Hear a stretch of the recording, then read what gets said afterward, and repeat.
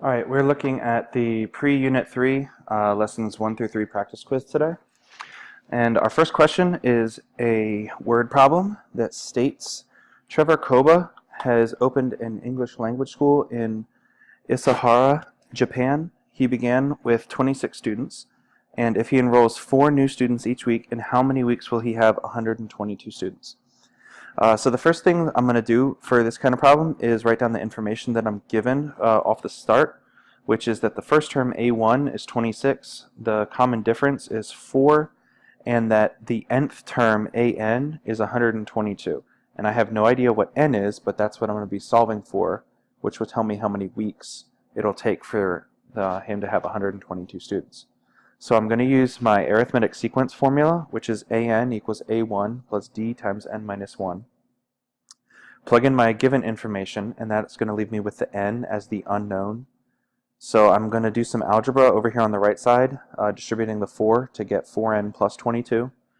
And then I'm just solving for n. It's Algebra 1 skills. You guys should all be good at this. You are going to end up with n being 25, and then you need a complete sentence. In 25 weeks, Trevor will have 122 students. Question 2, you need to determine the type of sequence that you're looking at. And the sequence is 824, 412, 206, 103. First thing I notice is that this sequence does not add or subtract the same amount every time. It's a different amount that's adding or technically being subtracted for this one. So I know it's not arithmetic. So the test for geometric series is that you take a term and you divide by the term that came before it. So when I did that, each of the fractions I was able to come up with reduces down to 1/2, which means that it is a geometric series with a common ratio of 1/2. We are multiplying by half each time to get the next term, or instead of multiplying by a half, you can think of this as dividing by 2. Question 3, we need to find the 60th term of the arithmetic sequence. If the first term is 418 and the common difference is 12. The first thing that you need to be able to do is realize that 60th means 60. It does not mean 6. It does not mean 16. It's not 16. It's 60. So the 60th term is A60. It's equal to, and I'm using my arithmetic sequence formula, and I'm not rewriting it every time because I'm good at it, but if you're not good at knowing formulas, you should rewrite them every problem until it forces it to get stuck in your memory because you've written it so many times. If it's the 60th term, A60, then n is 60. When you plug this in, you're going to end up with 1126. That's the 60th term. Question 4, we need to write an equation for the arithmetic sequence. And our sequence is 45, 30, 15, 0. Because this is arithmetic, it has a common difference. So I'm looking for how much is being added or subtracted each time. I see that the numbers are going down, they're getting smaller, so I'm subtracting some amount, and that amount is 15. My first number, A1, is 45, so I'm going to plug those in the arithmetic sequence formula. I'm going to either leave it this way, I'm fine if you do that, or if you distribute the negative 15 to the n and the negative 1, and then combine like terms, you're going to end up with negative 15n plus 60. It's a good idea to distribute the negative 15 because then you're able to see that arithmetic sequences form lines, and this would make a line if you were to connect all the dots of the sequence, and the line would have a slope of negative 15 and a y-intercept of 60. Question 5, we have to find the sum of the series. This is an arithmetic series, so we need to use the sum formulas and the arithmetic sequence formula, but the key is you need to be using all the formulas for arithmetic sequences, not geometric sequences, which is what I saw some people doing during the practice quiz. So the first thing I know is when you have a problem like this, you need to start off with the first number of the value for n that you're going to be plugging in, which is 1. And plug it into your formula, and that's A1. So when I plug 1 in, I get negative 1. And then you're going to plug in the final number for n, the final value of n. When you plug that in the formula, you get negative 7. And that's the fourth term because from 1 to 4 is four numbers. 1, 2, 3, 4. It's 4 numbers.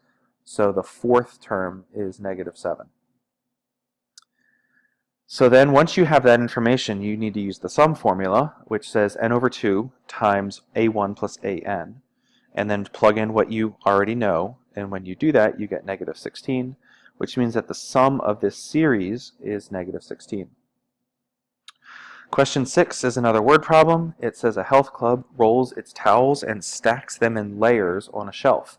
Each layer of towels has one less towel than the layer below it.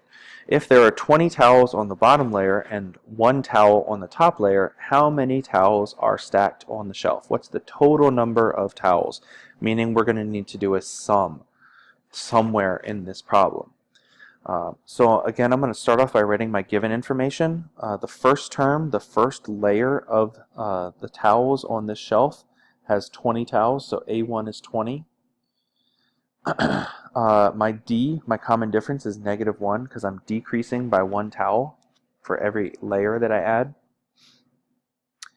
And I know that N is 20 because if I start with 20 towels, and that's the first layer, and there's 19 towels in the second layer, and there's 18 in the third. If you think about 1 and 20, 2 and 19, 3 and 18, each of those adds up to 21. So if there's 1 towel on the last row, that had to be the 20th layer because 1 and 20 makes the 21. So that's how I figured out that N was 20. Then I took my information, I plugged it in my sum formula just like I did for question 5, and I got 210. And I wrote my sentence. There are a total of 210 towels on the shelf. Question 7 says to find an for the geometric sequence. This is a geometric sequence, so we need to be using the geometric sequence formula, which is an equals a1 times r to the n minus 1 power. Plug in all our given information. It's right there in front of us, and we get 2048. For question 8, we need to find the 12th term, A12, for the sequence 96, 48, 24. So if A12, if we're finding A12, that means N is going to be 12. We need to find our common ratio. Each time that we do this, we're multiplying by a half, so R is a half. And the first number in our pattern is 96, so A1 is 96. We're going to plug all these pieces of information into our formula over here. Find A12. A12 is 96, which is our first number, times R 1/2 to the n minus 1 power, but n is 12. That's the 11th power. And you'll notice what I did here is I did 1 to the 11th, which is just 1 because 1 to any number, any power is just going to be 1, divided by 2 to the 11th. So I have 96 times my 1 divided by 2 to the 11th, which is a smart way of simplifying a somewhat difficult problem, because if you just type this in your calculator, you're going to get some ugly decimal number and not really understand what's going on. But if you write it like this, you can put 2 to the 11th power in your calculator and get 2048, which means that we have the fraction 96 over 2048, and then you can just work through simplifying this fraction until you get down to the fully reduced form of 3 over 64. Going over to the back, question 9 says we need to write an equation for the nth term of the geometric sequence. We're given the sequence is 1, 4, 16. My first term is 1. Each time I'm multiplying by 4, so r is 4. So therefore my sequence is an equals 1, the first term, times 4, which is r, to the n minus 1 power. For question 10, we need to find the sum. And this is a geometric series, so we need to make sure that we're using all the geometric formulas when we work on this problem. Again, this is very similar to question 5 in terms of the starting point. You're going to start with the first number that you plug in, which is 2 for k. When you plug 2 in, you get to 2 minus 1 as your exponent, which is just 1. And so we have 9 times negative 1 to the first power, which is just negative 9.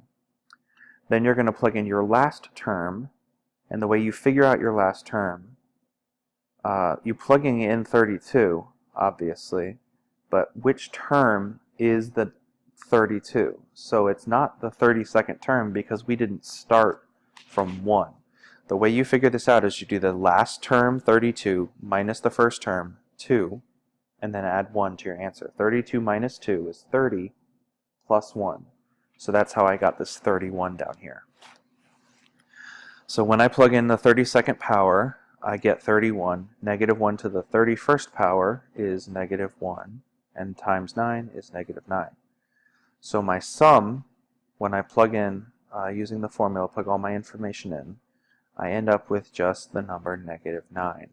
Basically, this series, whenever you have a negative 1 as your r, all it's doing is changing the sign of each term. So this pattern, this geometric series, would go negative 9, positive 9, negative 9, positive 9, negative 9, positive 9. And if you're adding a bunch of that stuff up by doing a sum, you'll notice that a lot of the negative 9s and positive 9s are going to cancel out, so that either there's only really two options for the sum when it's something like this. It's either negative 9 or it's 0. It's negative 9 if the very first negative 9 doesn't cancel out, but if it does cancel out, if there's an even number of terms, then your sum would just be 0. That's a little bit more in detail than we really get in Algebra 2, but that's something that you would need to know later on when you get into like pre-calculus or calculus. Question 11 says we need to find A1, which is the first term in the geometric series. So we have a sum, we're given 6 terms, and we have a common ratio of 2. So you need to use one of the sum formulas. I chose to use the first one, and I plugged in my given information, and that meant there was A1 that I did not know. So I'm going to have to solve for A1 from this formula. When I do that, when I plug these numbers in the calculator, I end up with 1512, which is my sum, is equal to 63 times A1. So I'm going to divide both sides by 63 and end up with the first term in the series is the number 24. For question 12, we end on a word problem. It says, if each foot of water in a lake screens out 60% of the light above, what percent of the light passes through 5 feet of water? So the first thing that you want to do to attack this problem is to figure out if 60% is getting screened out for your light, how much of the light is getting through. And it should be pretty obvious that if 60% is getting screened out, that 40% of the light is getting through each time you go down a foot. So if you are at surface level, you're just at your initial point, then it's just however much light is there, that's how much light is there. When you go down a foot, you're going to have 40% of the amount of light that was at the surface. If you go down 2 feet, you're going to have 40% of the 40% at 1 foot, which is 40% to the second power. If you go down 3 feet, you have 40% of the 40% at 2 feet, which is 40% of the amount at 1 foot. So what you see is as you go down by a foot each time, you're just multiplying your amount of light by 40%, which effectively is doing 40% to whatever power of how many feet deep you go into the lake. So since we're going 5 feet deep, it's 40% or 0.40 to the 5th power, which is 0.1024. And we need a sentence which says 10.24% of the light will pass through 5 feet of water. So that's the whole practice quiz. Hopefully this video will help you get ready for the real quiz.